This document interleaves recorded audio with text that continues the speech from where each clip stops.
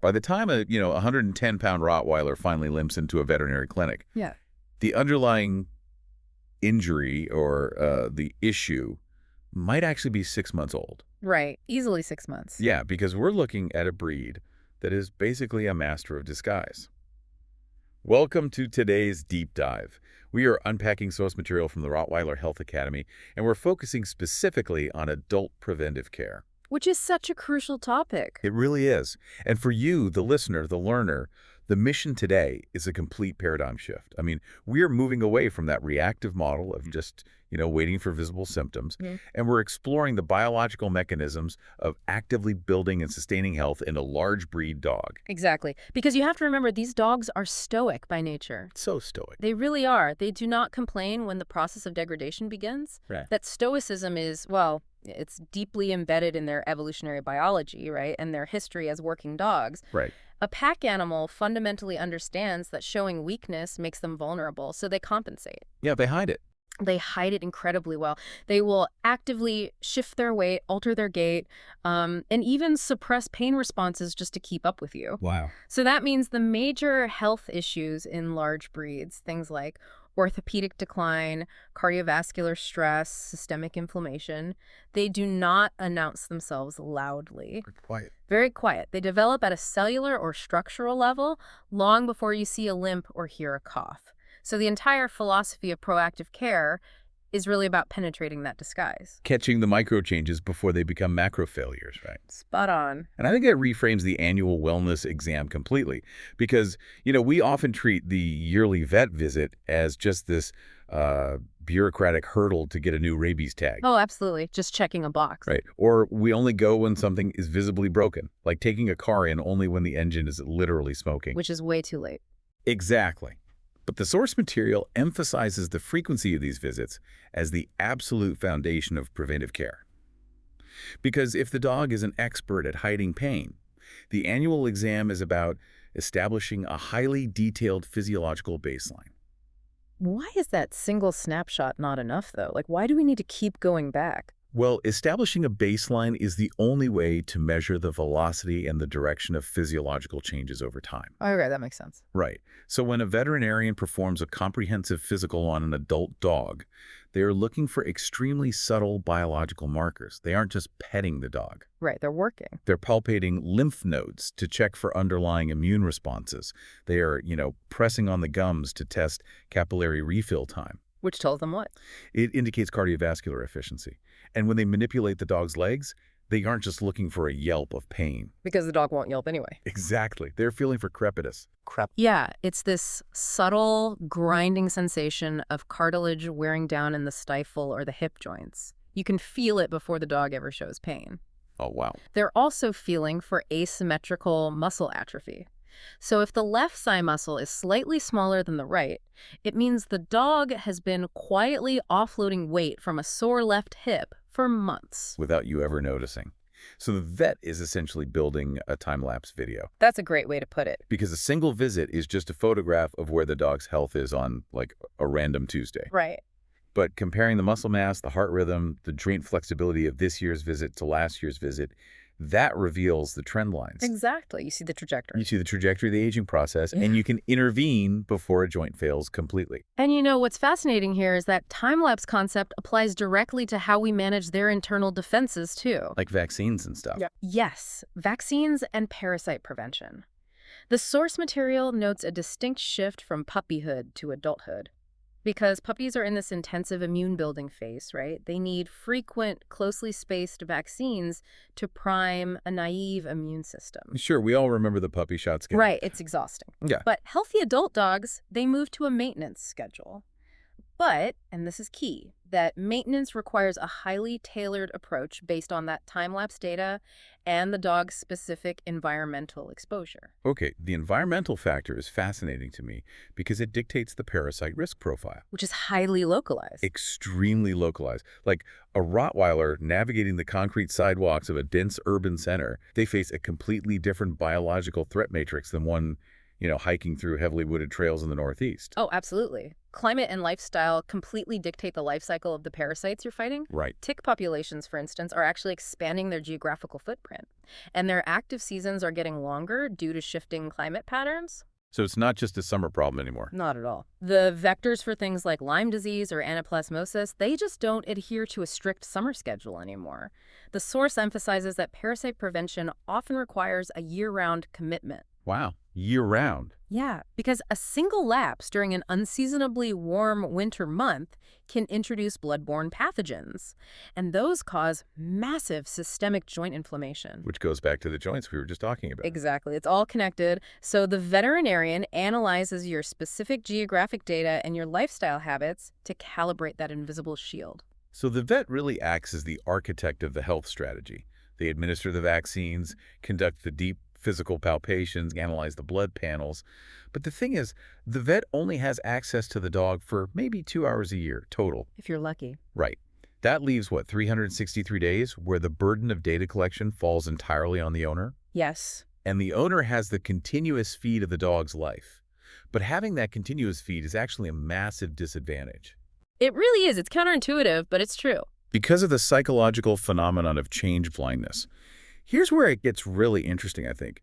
How do owners stop normalizing small physical shifts as just, the dog is getting older? Well, change blindness is basically the greatest enemy of preventive care. When you observe an organism every single day, your brain just smooths out the subtle incremental changes. Right. It updates the baseline daily. Yes. You normalize slight shifts in weight or, a millimeter drop in their posture. And this brings us to the most critical vulnerability for a Rottweiler, right? The biomechanics of their weight. Because we look at them and we just see a big, muscular, bulky dog. Like tank, basically. A tank. So we assume an extra 3 or 4 pounds is negligible. It's nothing on a big dog. But the biological reality of weight gain in a massive frame like that is severely misunderstood. A Rottweiler is already operating near the upper limits of canine structural engineering. Just by existing. Just by standing up. Their skeleton and cruciate ligaments are under immense daily tension, just resisting gravity. So when you add 3 pounds of fat to that frame, you are not just adding inert weight. This blew my mind in the text. Yeah, adipose tissue, which is fat, is an active endocrine organ. It's an organ? It functions like one. It secretes inflammatory cytokines directly into the dog's bloodstream. So the extra weight isn't just a mechanical burden acting like a heavy backpack on their knees? No, not at all. It is quite literally chemically attacking the joints from the inside out. You've got it. The mechanical burden accelerates the wear and tear, and the chemical inflammation prevents the tissue from repairing itself. So it's a double whammy. It is a compounding loop of degradation. Yeah. And because the weight creeps up an ounce at a time, your visual impression in the kitchen every morning is completely unreliable. Right, because of the change blindness. Exactly. You will not notice the metabolic shift until the dog physically struggles to stand. Which is too late. Way too late. So the source material offers this brilliant workaround to bypass our own change blindness. It suggests pulling up videos or photos of your dog on your phone from exactly a year ago. Such a simple trick. Right. And comparing them to the dog sitting in front of you today.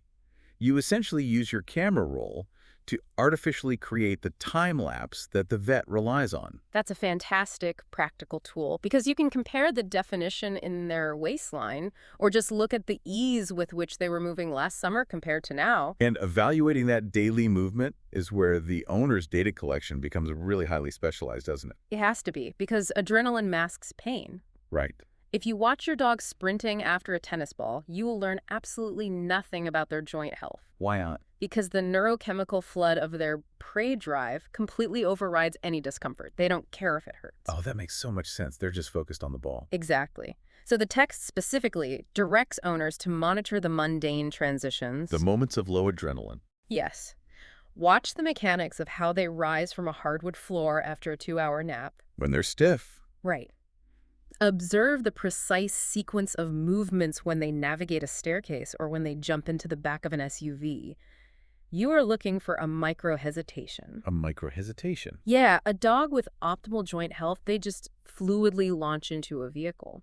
But a dog dealing with early-stage joint degradation, They will pause, they'll calculate the distance, they'll load their weight differently onto their back legs, and then execute the jump. Wow. It's like they're performing rapid mathematical calculations on their own structural integrity before committing to the movement. That is exactly what they're doing. And if you notice that hesitation, you've successfully caught the smoldering fire before it burns down the house. Before the cruciate ligament actually tears. Right. And then you can intervene with the primary tool the source advocates for, which is purposeful, moderate exercise. Which is so misunderstood. We really need to fundamentally redefine exercise for adult large breeds. Yeah, because it's usually just seen as a way to tire them out, right? Exactly. It's viewed merely as an energy management tool, like a way to exhaust the dog so they don't destroy your sofa. Right. But the physiological reality is that controlled, moderate exercise functions as a critical preventive medication. Literally medicine. Yes. Consistent movement forces synovial fluid into the joints, and that lubricates the cartilage and clears out inflammatory byproducts. So motion is lotion. Motion is lotion. It maintains the muscle mass required to hold that heavy skeletal frame in proper alignment. And it builds the cardiovascular resilience needed to pump oxygenated blood to aging tissues. Okay, so we're using exercise to manage the massive structural framework. But the source material also forces us to look much closer, right, at the micro indicators of systemic health. Yes, the tiny details. Because there is this physiological chain reaction that happens in the body, which means an issue in one isolated area can cause catastrophic damage somewhere entirely different. Which brings us to dental care. Yes, dental care, which is chronically overlooked in adult dogs once they finish their teething phase. It really is. And dental health is the perfect example of a localized issue creating a systemic crisis. Because owners just think of it as bad breath. Exactly. They view tartar buildup or bad breath as a cosmetic annoyance. But let's look at the anatomical pathway here. The gums are highly vascular. So when plaque hardens into tartar, it pushes bacterial colonies beneath the gum line, creating chronic gingivitis. Okay. Those bacteria then enter the dog's bloodstream every single time they chew. The circulatory system basically becomes a superhighway for oral bacteria. A superhighway straight to the major organs. The bloodstream carries that bacteria, it filters through the kidneys, causing microdamage to the renal tissue over time. Just from dirty teeth. Just from dirty teeth. But most critically, the bacteria have a really high affinity for the valves of the heart. Oh, wow. Yeah, chronic periodontal disease is a leading contributor to endocarditis and the weakening of heart valves in large breed dogs. That is terrifying. It is. So when an owner is brushing their dog's teeth or inspecting their mouth, they are not just looking for a clean smile. They are actively defending the dog's cardiovascular system. But the indicators at home are subtle, right? The source points out that beyond the obvious, foul odor, you should really watch for behavioral shifts in how they interact with their environment. Yes, how they chew is a huge clue. Like a dog that historically destroys heavy rubber chew toys, but suddenly starts gently mouthing them or just avoiding them entirely. That is signaling oral pain. Exactly. They are altering their behavior to protect an inflamed nerve or maybe a fractured carnassial tooth. And this connects to the broader practice of performing what I like to call a stealth health inspection. I love that term. Yeah, you essentially utilize the time you spend petting or grooming the dog to conduct a tactical evaluation of their external biology. Because the skin and the coat are the largest organ system on the dog's body, right? They are. And they are incredibly sensitive indicators of internal metabolic or endocrine function. So the texture of the coat actually tells a deeper story. Absolutely. Like a Rottweiler typically has this dense, slightly coarse top coat with a much softer undercoat. Right. If you're brushing them and notice the hair has suddenly become, brittle or dry, or they're shedding excessively well outside of those normal seasonal blowouts, you're looking at a potential systemic anomaly. Right. An unexplained shift in coat quality or the development of dry, hyperkeratotic paw pads, those can be early warning signs of thyroid dysfunction. Which is super common in large breeds. Very common. Or it could be a deficiency in essential fatty acid absorption. You also need to check the ears, not just for dirt, but for that specific yeasty odor and redness. That Frito smell. Yeah, exactly. The corn chip smell. That indicates a disruption in their localized microbiome, which is often triggered by undetected environmental allergies. And their eyes, too. Yeah, you're checking the eyes for the early cloudiness of lenticular sclerosis or cataracts. Okay, I have to challenge this approach for a moment on behalf of the listener. Go for it. Because If I am supposed to be analyzing the brittleness of their coat, smelling their ears for yeast, monitoring the exact millimeter of their gum line, and calculating the angle of their jump into the car, It sounds overwhelming. it sounds exhausting. Yeah. Doesn't this run the risk of turning the owner into a highly anxious, paranoid amateur vet? I Yeah. mean, I don't have a veterinary degree, and I really don't want to spend every evening trying to diagnose endocrine disorders in my living room. No, and you shouldn't. The text draws a very hard line on this exact concern. Okay, good. The objective is never self-diagnosis. Diagnosing pathology is solely the job of the veterinarian. So it's my job. The owner's objective is strictly to establish a baseline of what is normal for their specific dog and to flag anomalies. Okay. You do not need to know why the dog's paw pad is suddenly cracked. You don't need to know which specific bacteria is causing the ear odor. You simply need to recognize that the condition is a deviation from the dog's established normal state. Okay, so we're gathering raw data, not interpreting it. We're looking for different, not diseased. Exactly. That distinction is what prevents the anxiety. You are essentially just an early warning radar system. That feels much more manageable. Right. And this applies heavily to behavioral and stamina monitoring as well, because metabolic fatigue looks very different from a dog just having a lazy afternoon. Right, like if it's pouring rain outside, my dog might choose to sleep on the rug for 14 hours straight. Sure. That doesn't mean his cardiovascular system is failing. It just means he doesn't want to get his paws wet. Context is everything. Yes. The source distinguishes between occasional fluctuations and persistent patterns. Persistent patterns. Yes, an isolated day of lethargy or a skipped meal. That's just a normal biological fluctuation. We all have off days. Yeah.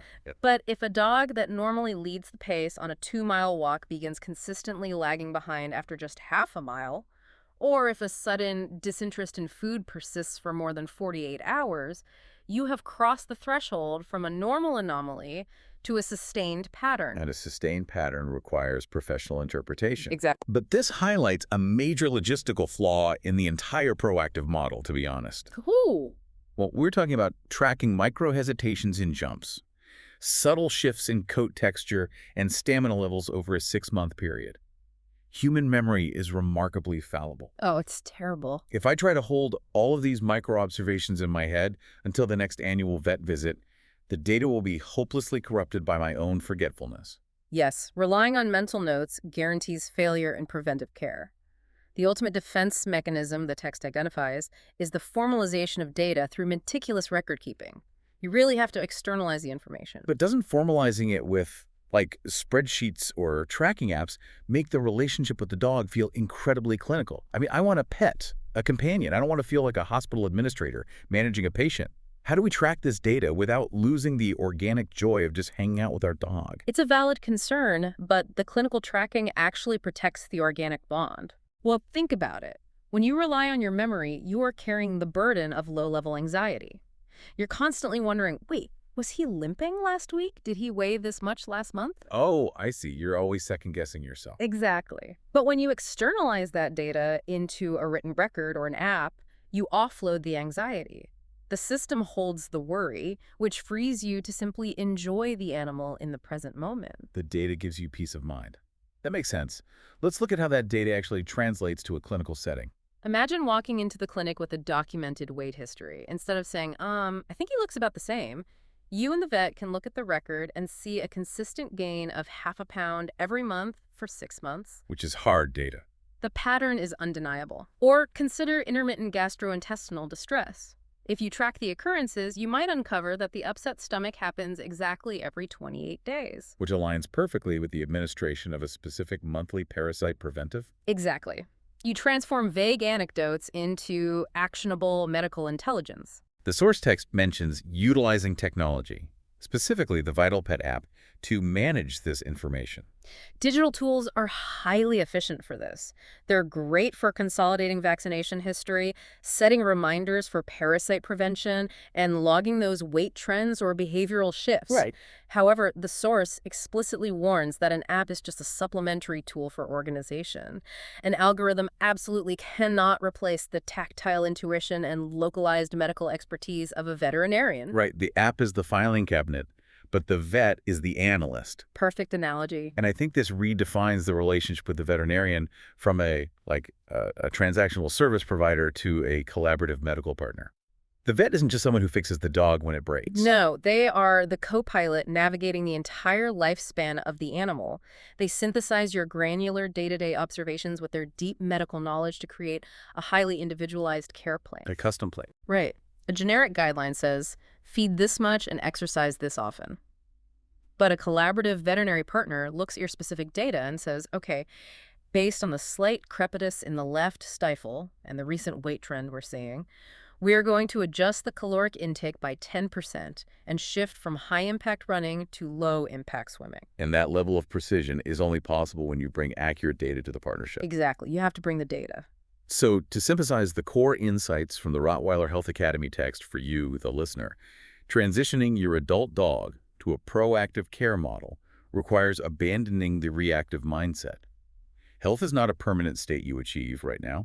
It is a biological balance you actively maintain every single day. Every single day. It requires utilizing the annual exam to establish a physiological baseline, ruthlessly managing their weight to protect their biomechanical structure, and looking past their stoic nature to catch the micro signs of inflammation in their teeth, their coat, and their gait. Well said. And crucially, it requires externalizing those observations into hard data so you can build a true diagnostic partnership with your veterinarian. It really is the shift from passively hoping for good health to actively engineering it. Passively hoping to actively engineering. I love that.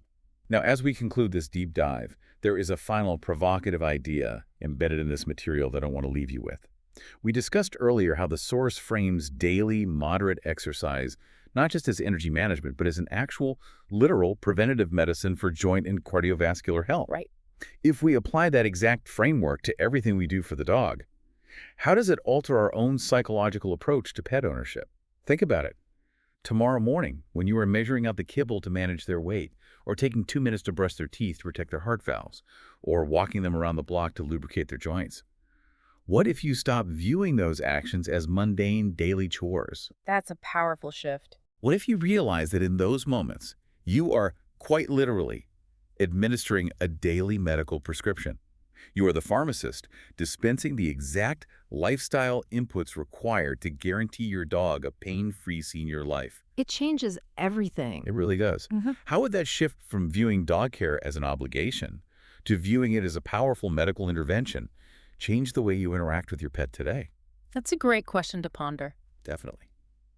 Thank you for joining us on this deep dive. Keep observing the subtle details, keep challenging your own assumptions, and never wait for the system to fail before you start paying attention.